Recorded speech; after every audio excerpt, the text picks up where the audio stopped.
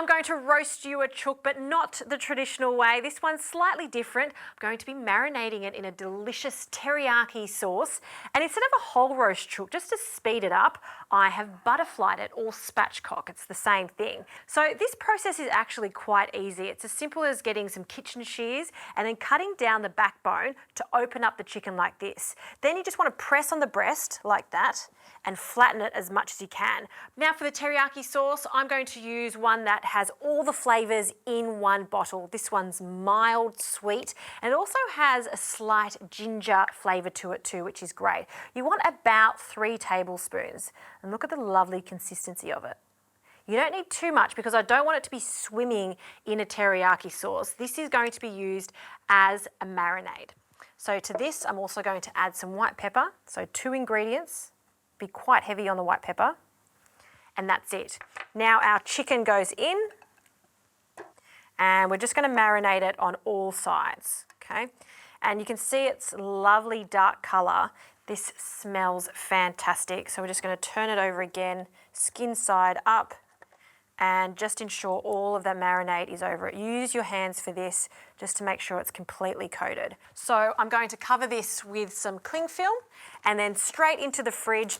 Ideally, you want to leave this overnight. A few hours is fine too.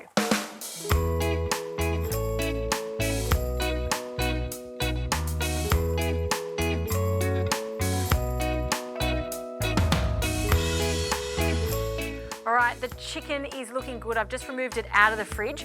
You do want to take it out of the fridge at least 40 minutes before cooking. Nothing worse than adding a cold whole chook into a hot oven. So bring that to room temperature. It just means it's going to cook really evenly.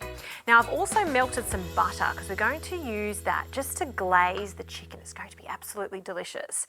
And I've got lots of spring onions. And I want these spring onions to almost act like a trivet for our chicken. Because there is sugar in the teriyaki, we don't want it to burn on the bottom of this. So just going to press them down. A splash of olive oil, just a drizzle. We just don't want them to burn while they're cooking too. And they're not only the trivet, they also taste fantastic as they roast with the chicken and the teriyaki sauce. Okay, chicken, we're going to take it out of the sauce and we're not going to waste this teriyaki sauce. We will use it to glaze the chicken as it cooks. So straight onto our spring onion trivet. And I'm just going to brush the butter over the top. We don't need any salt because there's enough seasoning in our teriyaki marinade. And then this goes into the oven. So I like to start the cooking process quite high, so 190 degrees, just so we get a beautiful crust. Then we're going to turn the oven down to 160 degrees and continue cooking this for about 40 to 45 minutes. So just keep an eye on it. Don't be afraid to add a little bit more butter and glaze it with the teriyaki sauce.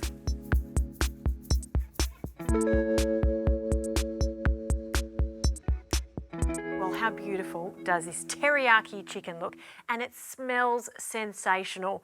Now do allow this to rest for at least 15 minutes before you carve it because it's going to be piping hot. And if you carve it straight away, the juices will run and it won't be as succulent. So this has been resting. I'm going to grab my tongs and we'll carefully take it out of the tray onto the board so we can carve it.